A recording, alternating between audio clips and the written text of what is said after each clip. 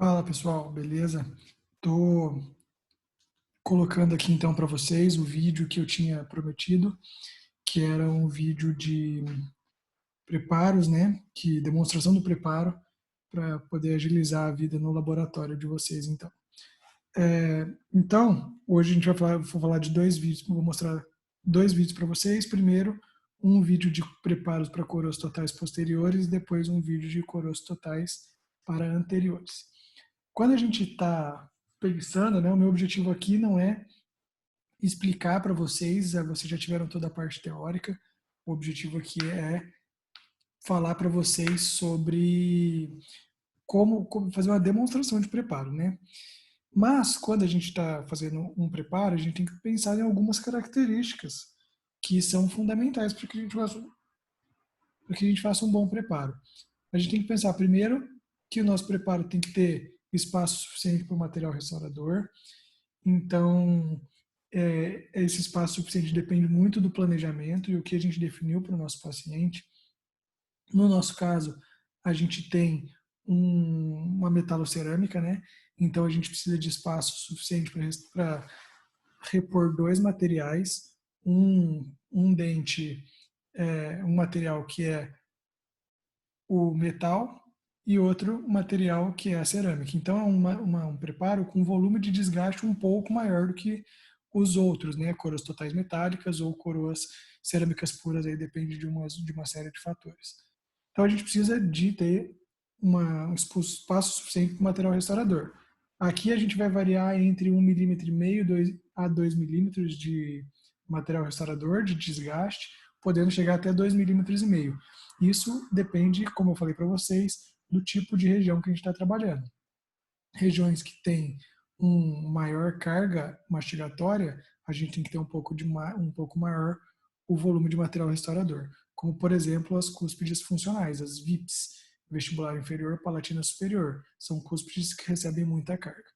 A gente tem que pensar depois em outras duas características também, o tipo de término do preparo e a expulsividade do nosso preparo. Os preparos para coroas totais sempre são preparos que têm uma expulsividade de aproximadamente 6 graus entre as suas paredes.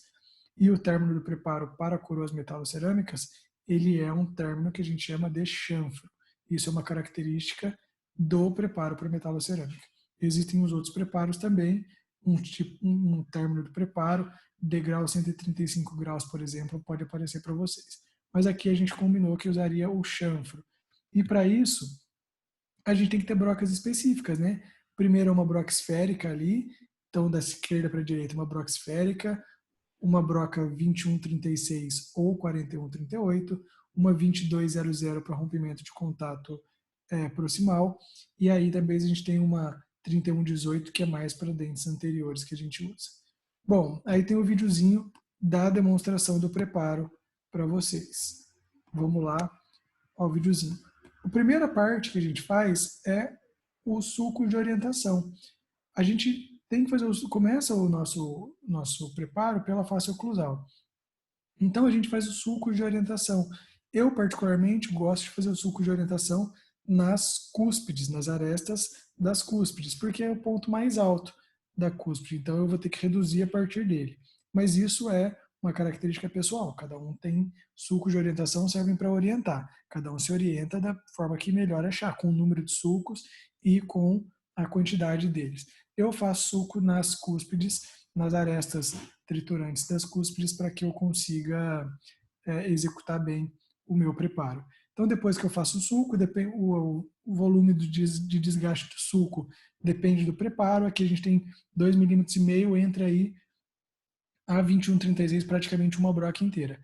Depois a gente faz a união dos sucos. Então, o que está sendo feito aí, ó, começando pela cúspide palatina, pelas cúspides palatinas, é uma união dos sulcos, deixando uma característica de cúspide, tá? Eu não vou eliminar, eu não vou fazer um preparo plano, eu vou fazer um preparo que tem uma característica de cúspide. É levemente, uma característica bem leve, né? Não vou deixar uma aresta muito pontuda, senão não há adaptação da cerâmica, mas já vai virar a imagem aí, vocês vão ver que vai ter uma característica de cúspide.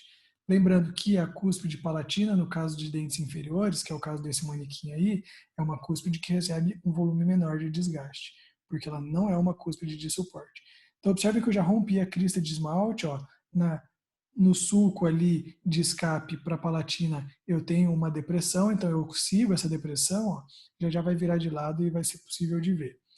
Então, a gente vai seguir a característica anatômica do próprio dente, porque a gente trabalha com dentes vitais, né? Muitas vezes. Então, o dente vital ele tem lá a sua polpa viva e a polpa segue um pouco da anatomia do dente.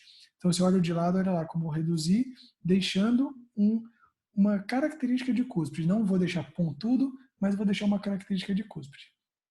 Depois que eu fiz o desgaste da palatina, eu venho para o desgaste da face oclusal ainda, né? Mas as cúspides agora, as cúspides vestibulares. Seguindo o mesmo conceito. Sulco de orientação, que já foi feito lá no começo, e também seguindo a orientação da própria cúspide. Lembrem que a cúspide, a face externa dela né, é mais alta do que a face central dela, lá o sulco principal. Então a ponta da broca está apontada para o sulco principal de acordo com a própria inclinação da cúspide. Olha lá, de lado dá para a gente ver bem que tem uma carinha de cúspide, mas não tem, né, não é uma cúspide. Então deu para ver aí um desgaste legal que a gente fez. Se vocês quiserem olhar com calma, parem, né, o vídeo, dê um pause no vídeo aí, que vocês vão conseguir ver bem legal que a quantidade de desgaste da cúspide que eu fiz primeiro para a cúspide que eu estou fazendo dessa vez. Já vou mostrar melhor aí como foi feito, como está o desgaste, né?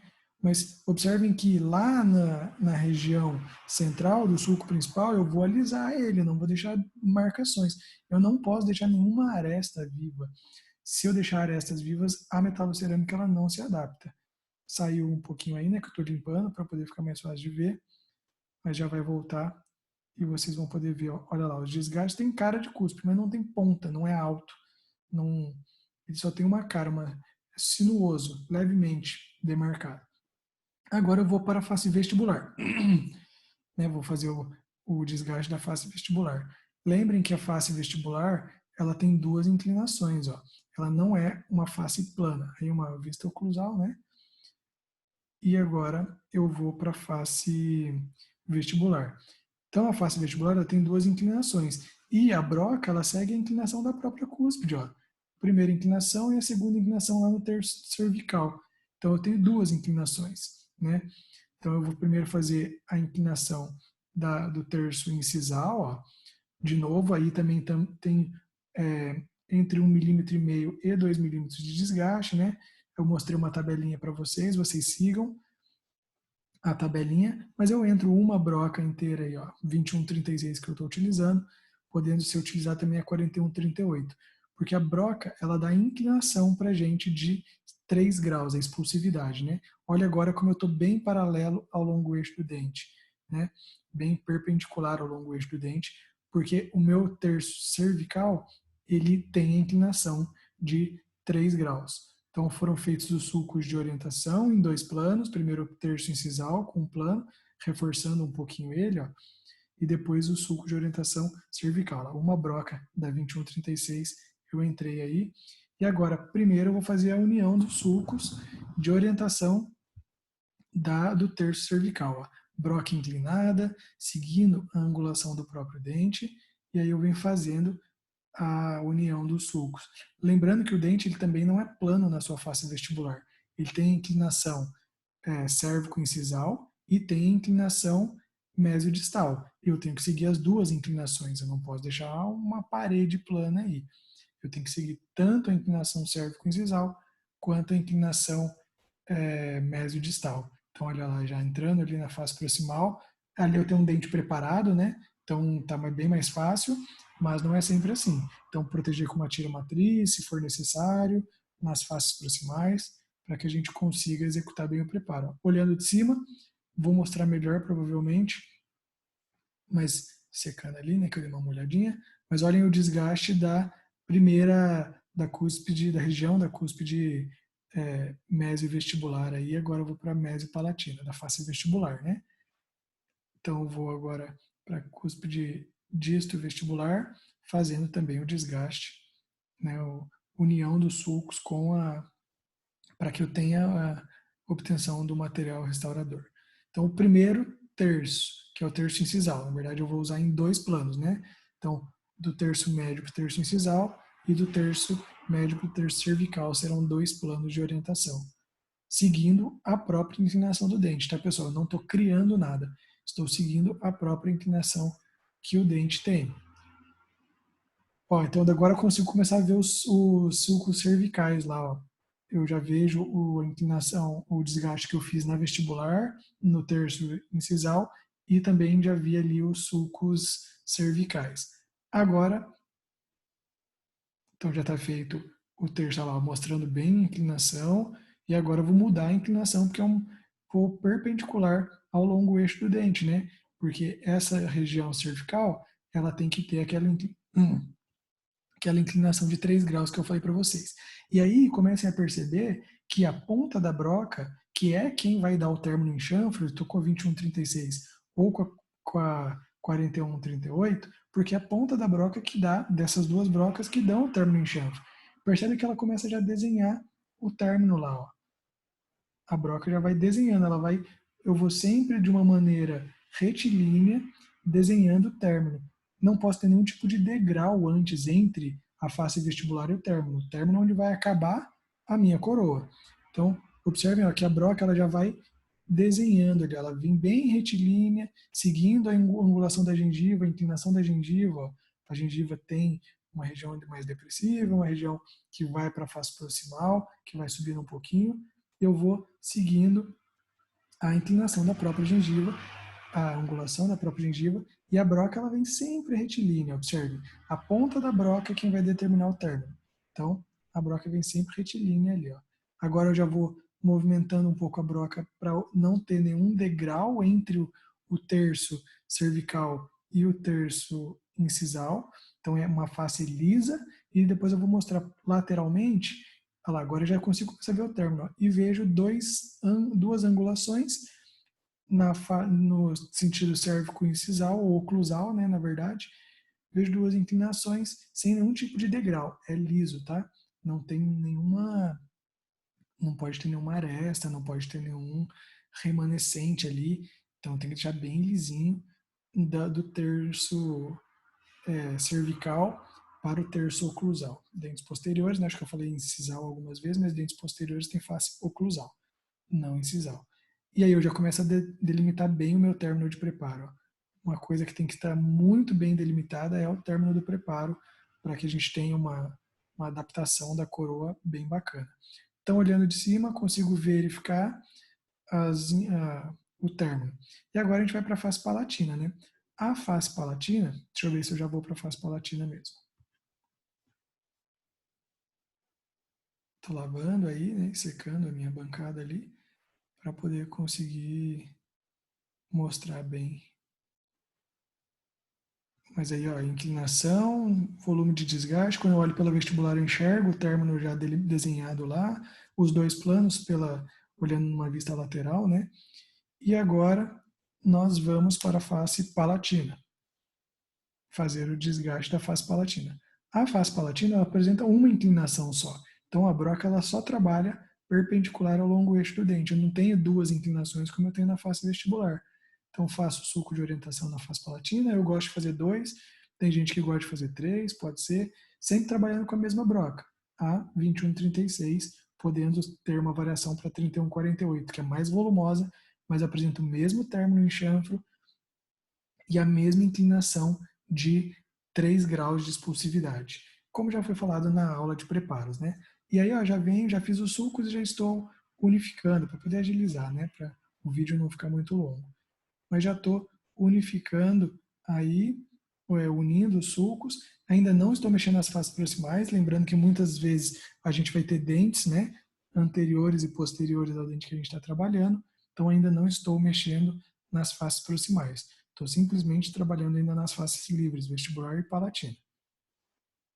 Então, ó, já também delimitando bem um término de preparo, para que fique bem adequado, fique bem uma adaptação muito boa para a coroa, para o provisório também, para que a gente consiga fazer um bom reembasamento do provisório, ter uma saúde gengival. Mas aí, ó, vou já ir alisando também. Lembrando que face palatina só apresenta uma inclinação. Observe o preparo aí sem as proximais feitas. Agora eu já vou com a proximal feita, já vou fazer a proximal. Lembrando, a broca também perpendicular ao longo eixo do dente, para que a inclinação fique adequada, de 3 graus em cada parede.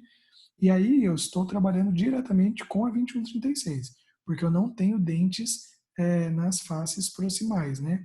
Mesmo na mesial, também vou direto com ela. Caso haja dente, eu protejo o dente adjacente com uma tira metálica e rompo o contato, que aí eu estou rompendo o contato com a 2136, mas eu vou romper o contato com a 2200, que é uma broca bem fininha, exclusiva para rompimento de contato proximal. Depois que eu rompi o contato proximal, continuo protegendo o dente adjacente com uma tira matriz metálica. E agora aí, né, já estou fazendo a delimitação do término na proximal. Aí é uma região que tem um volume de desgaste menor, né, porque ela não recebe nenhum tipo de carga, mas a broca sempre perpendicular ao longo eixo do dente, para que eu me garanta aquela expulsividade que eu briguei tanto com vocês para que a gente consiga, que é a expulsividade de 3 graus em cada parede, totalizando 6 graus, para que a gente tenha uma retenção adequada, né? Primeira aula de características biomecânicas dos preparos. Mas aí, ó, já vou alisando, já vou adiantando o preparo, porque agora eu já tenho um preparo pronto. Eu só preciso alisar as paredes, verificar se eu tive expulsividade, tirar pequenas irregularidades que ficam mesmo. A gente pode trocar de broca se quiser, botar uma broca de granulação menor, uma FF, né, para que a gente consiga um alisamento das paredes. Mas aí, ó, lembrando, face proximal, inclinação de 3 graus, se possível, né? Então, broca perpendicular ao longo eixo do dente. Face palatina, uma inclinação somente. Face vestibular, 2 inclinações, uma no terço incisal e uma no terço cervical. E a oclusal, seguindo a angulação das cúspides, mas de uma forma suave, sem deixar pontas. Uma coisa que é muito comum da gente ver nesses primeiros laboratórios são pontas, né? A gente tem pontas e isso é muito ruim para a adaptação das nossas coroas. A coroa não se adapta numa região que tem um ângulo vivo. Então, todos os ângulos mais arredondados para que haja uma boa adaptação do metal. Ele não fique com báscula na nossa coroa. E aí, com isso, a gente já tem um preparo praticamente terminado. Vou dar um detalhamento nos términos, né? Para que fique bem lisinho, a broca sempre retilínea, de uma forma suave, para que eu não desgaste além do que eu quero. Lembrando que a localização do término depende muito também do tipo de preparo que eu estou fazendo. Então, se eu tenho uma metalocerâmica, a gente tem uma tendência a deixar os nossos términos, principalmente em região anterior, subgengival, né? Para que o metal seja escondido na região da gengiva. Em coroas cerâmicas puras e coroas totais metálicas, a gente não tem tanta necessidade de esconder dentro da gengiva. Lembrando que quanto mais fora da gengiva o término do preparo estiver, maior saúde, mais fácil visualização. Infelizmente, nas metalocerâmicas, a gente, por estética, opta por deixar o término do preparo subgengival, tomando muito cuidado com o espaço biológico, né? Para que a gente não comprometa o nosso paciente, a saúde gengival do nosso paciente. Então, agora estou dando uma limpada para poder mostrar bem para vocês como ficou. E aí o preparo é assim, gente, o preparo é simples de fazer. Seguindo as recomendações e as brocas certas, o preparo ele é simples de fazer. Quem dá as características do preparo para a gente são as brocas. No caso aí, né, a 2136, que tem a pontinha do término em chanfro e que tem também a inclinação de 3 graus. Observem quando eu olho de uma vista oclusal, eu vejo término de preparo, daqui a pouco eu vou pintar ele de grafite e vocês vão ver que eu enxergo o término de preparo de todas as vistas, da vista oclusal em todos os lados. As inclinações parecem até paralelo, né? Mas não é paralelo. Olha aí, ó. As paredes proximais, elas parecem paralelas, mas não estão paralelas, estão com aproximadamente 3 graus de expulsividade. E aí a gente tem o nosso término, ó, pintadinho de preto, as cúspides bem suaves, né? Não tenho pontas, não tenho regiões que vão ser difíceis de adaptar. Olhando de cima, eu vejo o término em toda a região. A localização do término no manequim fica supra, mas para metalocerâmicas, como eu falei, fica a nível gengival, subgengival, né? E tá aí o nosso preparo terminado. Então, a gente usa basicamente uma broca só, que é a 2136, né? A esférica a gente usa algumas vezes para fazer algumas delimitações, às vezes a gente quer começar o terço cervical fazendo a delimitação. A gente pode usar uma broca esférica para poder fazer a delimitação do terço cervical. Mas pode ser com a 2136, como eu mostrei aí. Tirando esse corte que eu fiz por último, só para poder limpar e pintar, não teve nenhum no vídeo passado, né? Não teve nenhum corte. Então, eu usei praticamente uma broca só. Poderia ter usado, caso eu tivesse contatos proximais, eu ia também ter usado a 2200, e aí está o nosso o preparo terminado, e é isso que vocês vão fazer no laboratório. Beleza? Então eu vou encerrar esse vídeo para ele não ficar muito longo, ficando só como vídeo de dentes posteriores, e vou gravar o vídeo de dentes anteriores para vocês.